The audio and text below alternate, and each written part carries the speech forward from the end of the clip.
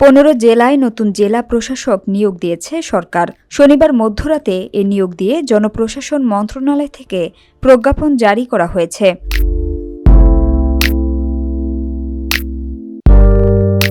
বদলিকৃতদের মধ্যে বাগেরহাটের ডিসি আহমেদ কামরুল হাসানকে নোয়াখালী, কুষ্টিয়ার ডিসি আবু হাসনাত মোহাম্মদ আরেফিনকে হবিগঞ্জ, ভোলার ডিসি মোহাম্মদ আজাদ জাহানকে গাজীপুর, বরগুনার ডিসি মোহাম্মদ শফিউল আলমকে ঢাকা, সিরাজগঞ্জের ডিসি মোহাম্মদ নজরুল ইসলামকে গাইবান্ধা ও খুলনার ডিসি মোহাম্মদ তৌফিকুর রহমানকে বগুড়ার দায়িত্ব দেয়া হয়েছে।